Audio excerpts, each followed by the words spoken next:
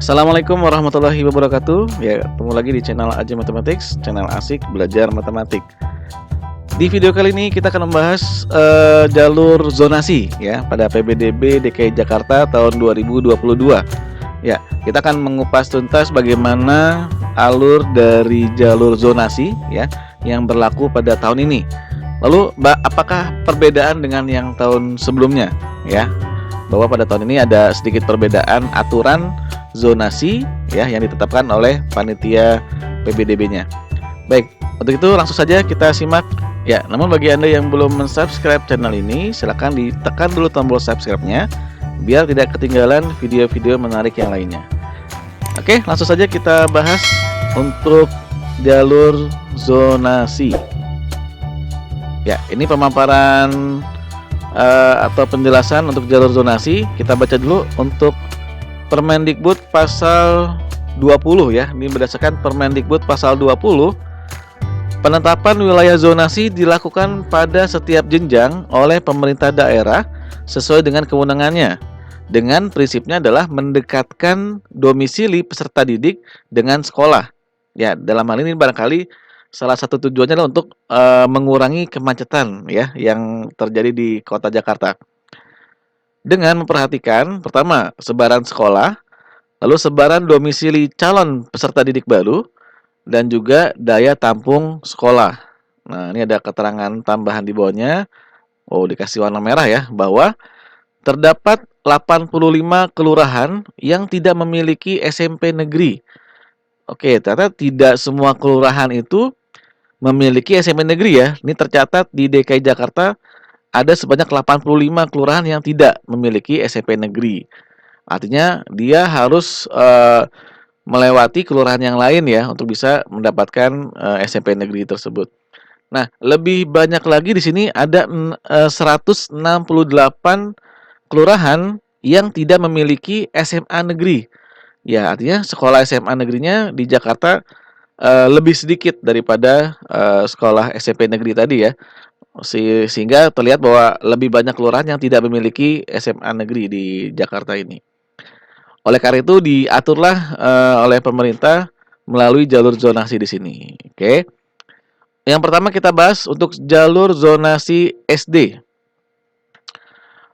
Peluang calon peserta didik baru atau CPDB ditentukan oleh kedekatan domisili peserta didik dengan kelurahan sekolah atau kelurahan yang beririsan dengan kelurahan sekolah. Ya, di sini untuk yang ingin masuk SD lebih diutamakan adalah yang berdekatan dengan kelurahan sekolah tersebut, ya. Oke, nanti akan diperjelas lagi dengan data yang ada ya. Saya akan tunjukkan data-data yang ada nanti.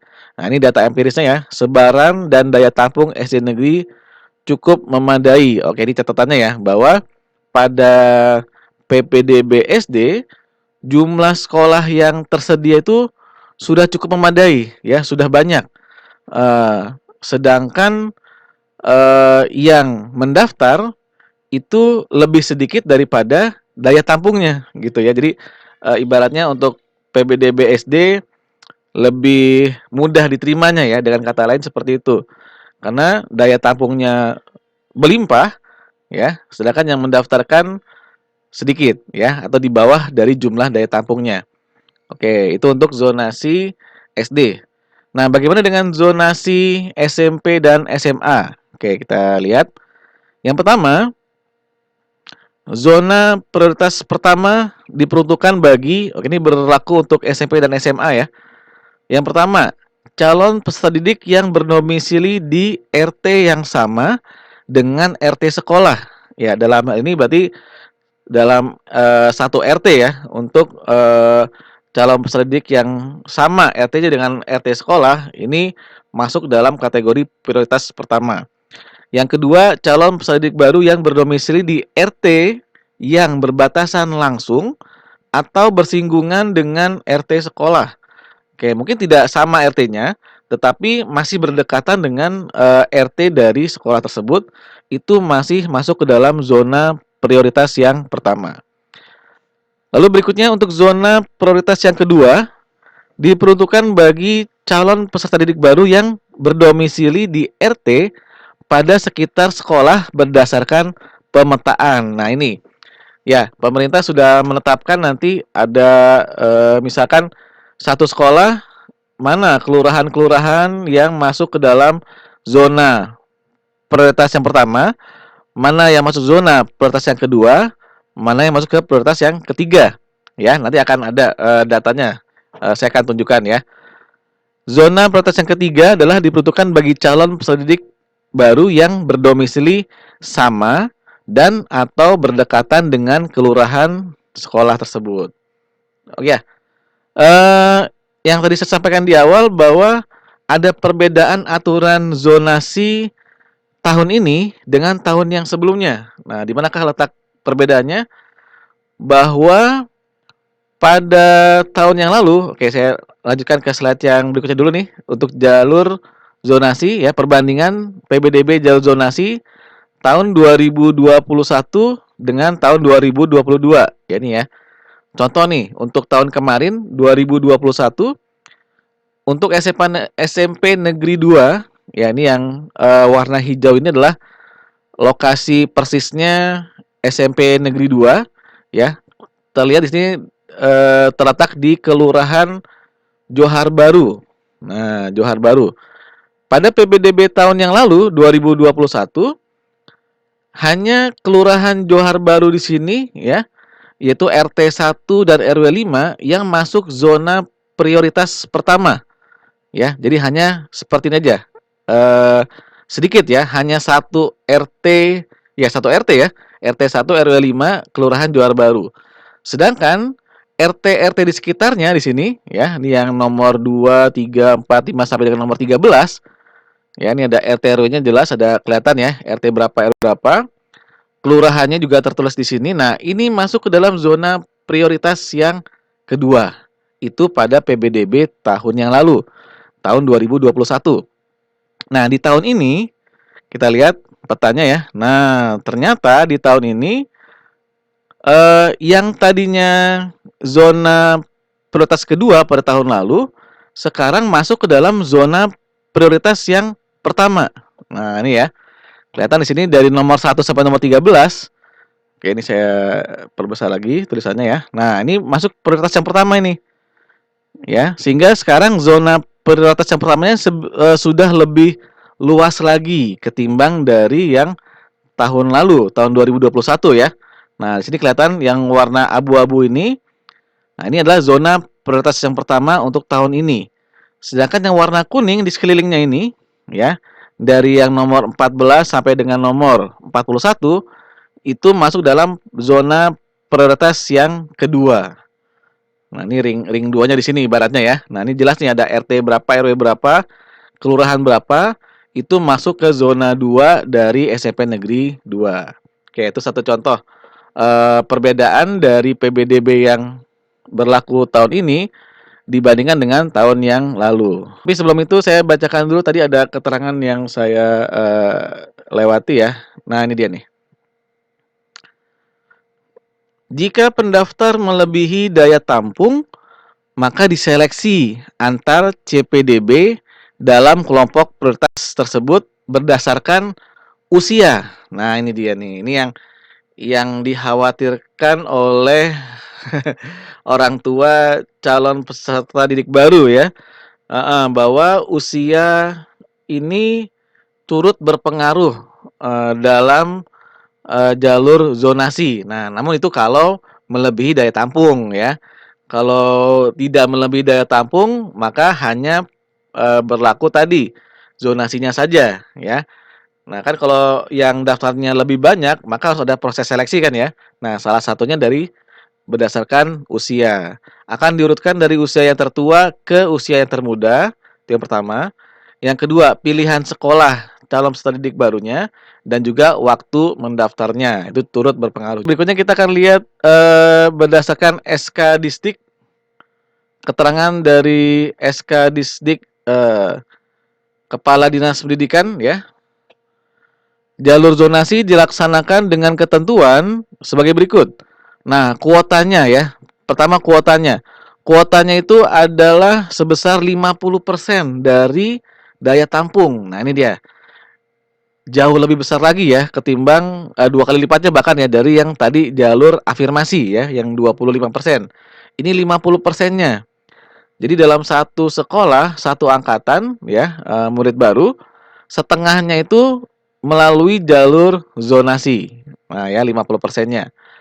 Lalu yang kedua ketentuannya adalah hanya dapat memilih sekolah sesuai dengan daftar zona sekolah yang telah ditetapkan. Oke, berikutnya saya akan tunjukkan eee, keputusan gubernur tentang, daya tampung dulu ya. Oke, ini daya tampung nih. Ya, ini keputusan Gubernur DKI Jakarta nomor 441 tahun 2022 tentang daya tampung ya satuan pendidikan negeri pada PPDB tahun ini. Oke, kita lihat dulu pertama untuk yang SD ya. Nah, ini lampirannya. Oh, PAUD dulu ya, PAUD dulu. Satuan Pendidikan Anak Usia Dini. Ini daya tampungnya. Ini ada daftar PAUD-nya ya. Oke, untuk PAUD kelihatannya tidak terlalu ini ya, proses PBDB-nya tidak terlalu rumit maksudnya. Oke, kita ke yang SD dulu. Nah, ini sekolah dasar ya. Daya tampungnya ada di sini. Nah, jadi kalau ingin mendaftar di sekolah tersebut bisa dihitung 50%-nya itu melalui jalur zonasi. Nah, ini kira-kira yang berpeluang besar kan artinya yang daya tampungnya besar juga. Ini seperti SDN Balimester 6 pagi ya. 128 daya tampungnya. Nah, yang jalur zonasi berarti ada 64 siswa ya. Baik. Oke, ini data daya tampung. Ya, nanti akan saya berikan linknya ya untuk SK ini, SK Gubernur ini tentang daya tampung biar semuanya bisa mendownload dan nanti bisa melihatnya secara langsung di laptop masing-masing. Oke ya, ini daya tampung SD, ini saya percepat saja. Iya, lalu di bawahnya ada SMP ya. Mana nih SMP-nya? Oh, ini yang SMP ya, daya tampungnya ada, terlihat di sini. Sampai dengan SMA negeri di sini ya. Nah, bahkan ada lebih detail lagi untuk peminatannya IPA IPS-nya ada di sini ya, daya tampungnya sekian. Ya, nanti bisa diperhitungkan ya, misalkan nih, ingin mendaftar di SMA Negeri 87 di peminatan IPA, daya tampungnya 108. Nah, kalau menggunakan jalur prestasi akademik misalkan yang hanya 18%, barangkali peluangnya kecil ya. Namun jika sekolah tersebut, dalam zonasi yang berdekatan dengan, tempat tinggal, yang tadi daya tampungnya adalah 50%, maka itu bahkan, berpeluang lebih besar ya, ketimbang dengan menggunakan jalur prestasi. Oke, ya itu salah satu contohnya. Ya, ini SMK ya, ada SMK negeri juga di sini dengan keterangan, keahliannya ya. Kalau di SMA itu namanya peminatan, kalau di SMK namanya keahlian ya, dengan daya tampungnya masing-masing. Oke, berikutnya untuk lebih jelasnya kita lihat tentang zonasi ya, tentang zonasi. Ya, oh ini ada juga SLB juga ada di sini datanya. Silakan nanti bisa di-download ya. Linknya akan saya letakkan di deskripsi nanti biar, semuanya bisa mendownload masing-masing. Oke, berikutnya untuk keputusan gubernur nomor 440. Oh, berarti ini dulu termasuknya ya. Daftar zona sekolahnya dulu nih untuk, diperhatikan ya, pada penerimaan peserta didik baru tahun ini. Ya, kita lihat mulai dari tingkat SD ya, daftar zona sekolah SD ya, sekolah dasar. Baik. Ya, ini pada PPDB tahap pertama, kita lihat mana? Et Ya, kita perlu ya, kayak biar terlihat jelas. Ya, adapun untuk PPDB tahap pertama, jalur zonasi untuk, tingkat SD Di sini sudah ditentukan ya bahwa untuk kelurahan tertentu, kecamatan tertentu, nah ini ada daftar sekolah yang bisa dipilih ya. Nah, nanti tinggal dilihat aja sesuaikan dengan domisili dari calon peserta didiknya. Misalkan yang tinggalnya di Kelurahan Karanganyar, Kecamatan Sawah Besar, ini ada beberapa SD negeri yang bisa dipilih. Oke, nah juga boleh dilengkapi dengan keterangan daya tampung tadi ya. Nah, biar nanti lebih apa namanya? Lengkap lagi informasinya. Oke, ini untuk SD tahap yang pertama. Sudah ditentukan sekolah-sekolah mana sajakah yang bisa dipilih untuk masing-masing kelurahan dan kecamatan di situ ya. Oke, nah yang agak menarik di sini adalah pada PBDB SD tahap yang kedua, tadi kan tahap pertama nih ya, sudah ditentukan sekolah-sekolahnya nih. Pada tahap yang kedua, itu kita lihat di sini sekolah-sekolah yang bisa dipilih, coba mana dia? Oh, masih jauh ya, halaman 39 kalau tidak salah. Sorry, saya percepat. Oke, halaman 39 mana dia? Sedikit lagi. Iya, ini dia. PPDB tahap yang kedua. Nah, di sini Kelurahan Cideng, Kecamatan Gambir. Ini untuk Kota Administrasi Jakarta Pusat ya, wilayah Jakarta Pusat. Sekolah yang dapat dipilih adalah seluruh SD negeri di Provinsi DKI Jakarta. Iya, artinya setelah melewati proses PPDB tahap pertama, ya, misalkan masih ada eh, apa namanya yang ingin mendaftar, lalu kuotanya juga masih ada, dibukalah PPDB tahap yang kedua. Nah, di situ tidak lagi dibatasi dengan zonasi tadi yang sebelumnya, yang berlaku pada tahap yang pertama. Ini untuk SD ya, untuk SD. Nah, tadi dengan catatan bahwa di SD itu jumlah sekolah negerinya banyak ya, tetapi yang mendaftarkannya sedikit ya, kurang dari daya tampungnya. Sehingga diberikan kesempatan yang lebih luas di situ untuk bisa mendaftarkan SD negeri di eh, seluruh provinsi DKI Jakarta ya, seperti itu. Sama ya, ini juga sama semuanya nih. Untuk Jakarta Utara, kelurahan kecamatan, seluruh SD negeri di provinsi Jakarta boleh dipilih. Nah, tinggal nanti manakah yang kira-kira berpeluang lebih besar untuk bisa diterimanya. Demikian untuk yang PBDB SD. Nah, bagaimanakah untuk PBDB SMP? Nah, ini ada daftar zona sekolah untuk SMP. Oke, ya. Nah, untuk SMP di sini dirincikannya adalah mulai dari nama sekolahnya. Misalkan dicontohkan untuk sekolah SMP Negeri 1 Jakarta yang beralamat di Jalan Cikini, Raya nomor berapa tuh? 87 ya, dan seterusnya. Bahwa yang masuk prioritas pertama itu adalah yang bertempat tinggal di, nah ini ada RT RW-nya ya. Kelurahan Cikini, Kecamatan Menteng. Nah, RT RW-nya nih sudah tertera nih. Silakan nanti dilihat, dicek dengan kartu keluarga yang dimiliki ya, apakah RT RW-nya termasuk atau tidak ya. Ini zona prioritas pertama untuk SMP Negeri 1 Cikini. Lalu untuk yang zona prioritas yang kedua, ya kelihatannya lebih luas lagi di sini. RT RW-nya semakin banyak ya, semakin banyak. Ini masuk ke prioritas yang kedua. Adapun untuk prioritas yang ketiga, ya ini tidak dirinci lagi RT RW-nya ya, hanya tertuliskan kelurahan, kecamatan. Nah, jadi boleh yang di luar dari zona prioritas yang kedua tadi, ya, itu masuk ke zona prioritas yang ketiga. Nah, namun tadi yang namanya prioritas pasti tergantung pada urutannya ya. Lebih diutamakan adalah yang prioritas pertama. Oke. Jadi salah satu contoh saja untuk SMP Negeri 1 Jakarta. Ini pun berlaku untuk PBDB SMA. Ya, ini sudah dirincikan di sini dan sama nanti saya juga akan menyertakan linknya di deskripsi untuk bisa Bapak Ibu download semuanya masing-masing untuk bisa dicermati di rumah masing-masing eh, sekolah mana nanti yang kira-kira akan dipilih dalam jalur zonasi. Oke, ini masih SMP ya. Ini cukup banyak nih, ada 138 halaman ya. Iya. Ya, jadi inilah yang dinamakan dengan pemetaan zonasinya.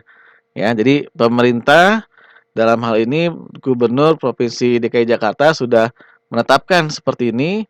Nah, inilah yang menjadi acuan ya, yang menjadi acuan. Nah, jika tadi melebihi daya tampung, maka ketentuannya adalah dengan memperhatikan usia ya, usia tertua sampai dengan usia yang termuda. Ya, dalam hal ini barangkali ini ingin memberikan kesempatan kepada yang usianya sudah lebih tua ya, yang lahirnya duluan ibaratnya ya, untuk bisa bersekolah. Heeh. Nanti kalau masih muda-muda mungkin masih banyak kesempatan gitu kan. Ya, itu untuk ketentuan dari jalur zonasi yang tadi sudah kita bacakan di atas ya. Oke, ini yang SMA ya. Oke, ini yang SMA. Ada juga data di sini ya. Baik, nanti akan saya sertakan linknya di deskripsi.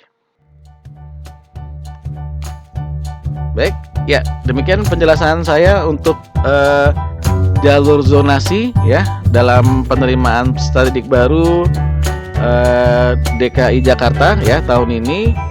Mudah-mudahan bisa membantu Bapak Ibu semuanya dalam memilih sekolah untuk putra-putri tercintanya.